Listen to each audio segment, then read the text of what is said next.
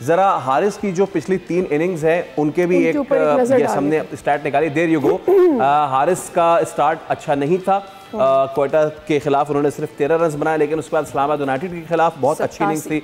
और आज की इनिंग्स की अच्छी बात ये थी फवाद भाई, आज की इनिंग्स की अच्छी बात ये थी कि हारिस दिलेर हैं इतने कि जिस बॉलर ने बाबर को अभी आउट किया है उसके अगले ही बॉल को निकल के स्विंग को निगेट करके छक्का मार दिया, यानी बॉलर के सारे भरम आपने तेल कर दिए। मैं चाहूंगा कि अलॉन्ग विद हारिस, कैडमोर और फिर समद, इन तीनों की इनिंग्स को जरा समअप कीजिए।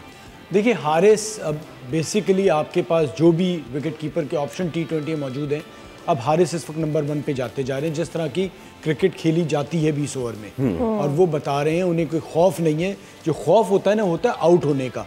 तो वो उससे निकल चुके हैं, वो अपना नेचुरल गेम खेलते हैं, और यही T20 में आपको इस किस्म के खिलाड़ी चाहिए होते हैं। साथ साथ कैडमोर ने आगे जिस तरह से दोनों ही खेल रहे थे, तभी रन रेट बढ़ता चला जा रहा था, और प्रेशर में 2 आपके खिलाड़ी आउट हो गए, उस वक्त आगे इस तरह से खेलना ये बहुत बड़ी बात होती है, जैसा कि आपने बताया भी। तो बहुत शानदार इनिंग्स खेली हारिस ने, कैडमोर ने उससे ज़्यादा बेहतर खेली। समद आए, अच्छा समद जिस एरिया में गेंद करते हैं उसी में उनको बॉलें मिली और उन्होंने उसी हिसाब से खेला। तो जब तीनों इतने शानदार, वो 11 बॉलों पे 40 कर गए, ये शायद 22 या 23 बॉलों पे ये 45 कर गए। ओवन ने बहुत जबरदस्त साथ निभाया भाई। ओवन भी जो है भाई, मैं कल बता चुका हूँ, बिग बैश में ओपन करता है, ओपन करता है। 450 रन है, फाइनल में 100 किया था, अपनी टीम को बिग बैश में जिताया। That leaves us in a confusion now कि ओपन स्लॉट पे बाबर को चले हमने नीचे कर दिया, एक सोल्यूशन हमने बता दिया, but then this is a confusion कि हम हारिस को साइम के साथ लाएं या फिर मिचेल ओवन को साइम के साथ लाएं, या फिर क्या करें, कॉम्बिनेशन क्या करें? आप हारिस को साथ लाएं और बाबर को 4 नंबर पे खेलना पड़ेगा। बाबर 4 नंबर, बाबर 4 3 नंबर पे। देखिए ऑस्ट्रेलियन, मेरा कहना ये, आप स्पिन अगर आप उससे फायदा उठाना चाहते हैं, बाबर तो फिर स्पिनर को बेहतर खेल सकता है ना, नीचे आके वो फंसेगा अच्छे स्पिनर्स पे। तो अब ये जालमी ने देखना है कि कहाँ जानी है चीज़। लेकिन बाबर आजम तो अभी ये नहीं डिसाइड कर पा रहे कि उन्होंने ओपन से नीचे आना है या नहीं आना है। नहीं आएंगे, ये भी बता दूं, आएंगे भी नहीं आएंगे। चलिए देखिए, मेरे पास ना ये लिस्ट है अभी जो बैटिंग की है पेशावर ने। जी। इसमें अगर मैं हारिस को ऊपर लेके आता हूँ, उसके बाद साइम अयूब को उसके साथ लाता हूँ, बिल्कुल ठीक है, दोनों ओपन हो गए। ठीक है। बाबर को मैं तीसरे नंबर पे इस वजह से लाऊंगा क्योंकि अगर इसकी 6 ओवर में बैटिंग आती है, गेंद थोड़ा सा पुराना हो जाता है, बॉल स्विंग सीम कुछ नहीं होता, तो उसके बाद ये बेशक आके अपने शॉट्स वॉट्स खेले, वो शायद लगने के चांसेस है। ठीक है। मिचेल ओवन की जो उन्होंने बात की है, वो जो उसने क्रिकेट खेल रहा है, वो खेल तो ऊपर के नंबर पे रहा है, लेकिन अगर हम पेशावर की बैटिंग को देखें ना, नीचे जिस तरीके से आके बैटिंग कर रहा है, इस किस्म का तगड़ा प्लेयर हमें नजर नहीं आ रहा, क्योंकि वो इतना तगड़ा है, उसको आप ओपन भेजो या नीचे भेजो, वो छक्के ही मारता है। ओके। वो ग्राउंड से बाहर उसकी बॉल जाती है, उसके लिए वो रोल डिफाइंड है। ठीक है। उसके बाद आप ये देखें, अगर हम ओवन को नीचे भेजते हैं तो कोई मसला नहीं है, क्योंकि कैडमोर ने जिस तरह आज बैटिंग की है, या पहले PSL में करता है, वो भी तेज ही खेलता है, ऐसा नहीं है कि नहीं खेलता। हाँ, बिल्कुल। फिर उसके बाद हुसैन तलत अपने वो नीचे आ जाए, थोड़ा 5वें पे आ जाए, वो हमें फ़ायदा है, वो लेफ्ट हैंडेड है। लेकिन जो समद को आज खिलाया है, आप देखो फ़र्क कितना पड़ा है। आपने एक और पावर हिटर खिलाया है, मिचेल ओवन ने खेला, ठीक है, उसके बाद उसके साथ उसने भी साथ दिए, 14 बॉलों पे 40 रन किए। तो ये भी आप मिस्टेक कर रहे थे, आपने एक ये चेंज किया। उसके बाद आपने स्पिनर को डाला, आरिफ याकूब को आपने डाला, उसने बहुत अच्छी बॉलिंग कर दी। ठीक है, अगर क्या वो जीत ही गया पेशावर की टीम।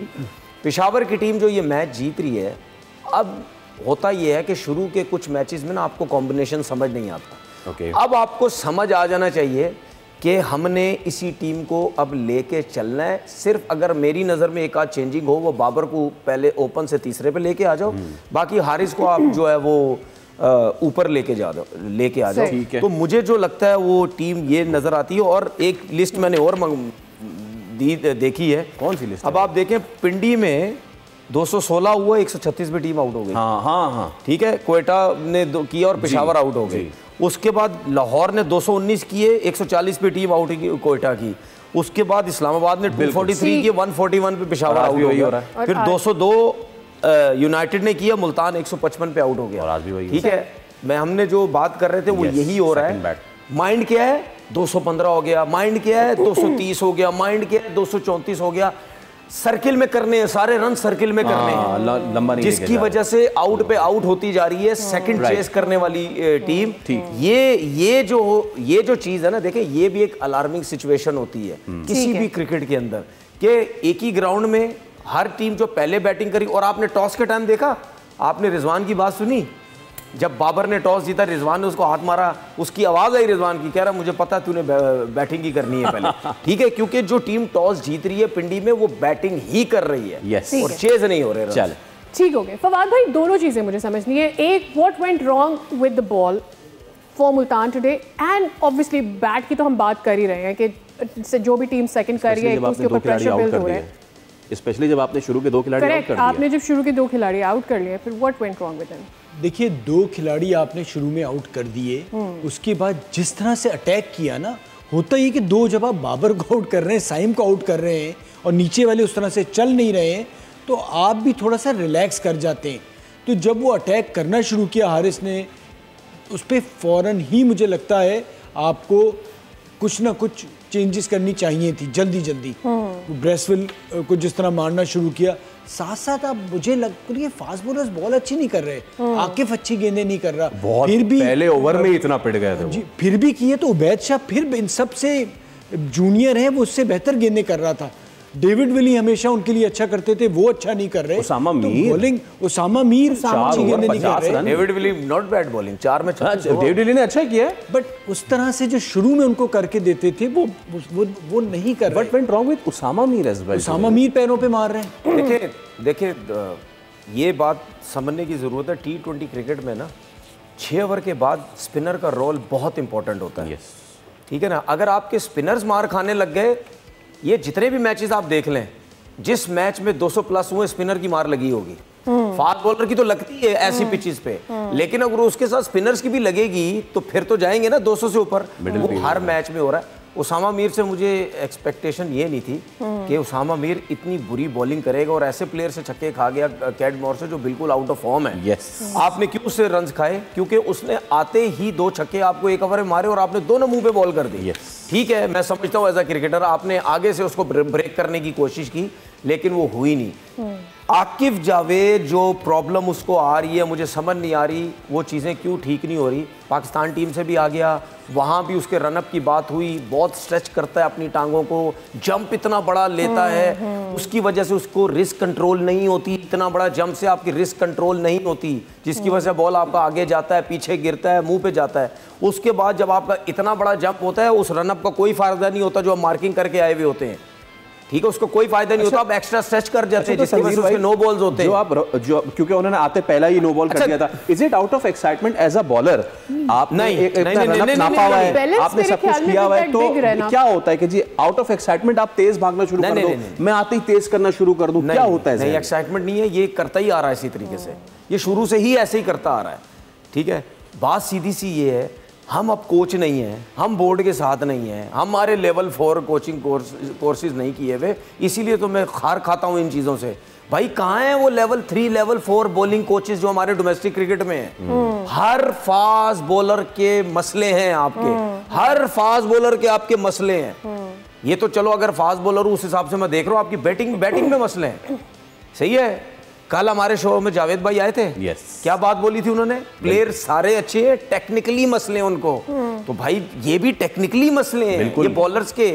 क्या मतलब उसके बाद पेस नहीं है, सब कुछ है, वो भाग नहीं सकता, भाग रहा है, एक्शन नहीं है, अच्छा सब कुछ है। ये टेक्निकली छोटे छोटे मसले होते हैं, वो हम ठीक ध्यान ही नहीं देते। ये उसकी फिटनेस के लिए कितना बड़ा मसला हो जाता है, that long jump that he takes, that makes him out of balance. उसको बैक इंजरी हो सकती है, उसके हैमस्ट्रिंग खिंच सकता है, हैमस्ट्रिंग इंजरी उसको हो सकती है, काफ का उसको प्रॉब्लम हो सकता है। ठीक है, जब आप एक जबरदस्ती स्ट्रेच करके भाग रहा है, जब आप जबरदस्ती इतने लंबे स्ट्रेच, ऐसा लगता है कि he might get into a shoulder injury as well. मैं आपको बताऊं, मैं कान ही पकड़ सकता हूं। ये जो हमारे डोमेस्टिक के कोचेस का हाल है, पता नहीं काम हम करते भी हैं नहीं करते, क्या करते हैं, कौन इनको बोलता है, इनको देखो, इनको हैं। आपने खुद ही किया ना सही, हम खुद ही सही किया। तो ये लोग खुद क्यों नहीं सही करते? हमने खुद सही किया, बट तो ये लोग सही खुद क्यों नहीं करते? है ना, उसकी रीजन है, इतने पैसे कमा रहे हैं। जेंटलमैन एक चीज, बट नाउ क्योंकि हमारे पास सिर्फ 30 सेकंड ही है, ये सवाल छोड़ के जा रहा हूं मैं, इसका जवाब भी आपसे आके लेंगे। Akif is not with the domestic coaches right now. वो एक हाई लेवल के कोचेस के साथ बैठा है, पूरा पैनल मुल्तान सुल्तान का, जिसमें इंटरनेशनल कोचेस भी है। अच्छा नहीं, इस वक्त नहीं हो सकता। इसमें एक चीज मैं बताऊं, जब हमारा टाइम था कोचेस नहीं थे, इसका मतलब क्या है पता है? ये जो इन्होंने बात बोली है ना, और जो मैं अब जवाब दे रहा हूं, ये क्लियर एक पिक्चर खिंच जाती है कि इसका मतलब है कोचिंग जो है, कोचेस जो है कोचिंग कर करके 25 कोचेस एक को कोचिंग करके उन्होंने फिर सब ने पाकिस्तान क्रिकेट का बेड़ा गर्क कर दिया। All right,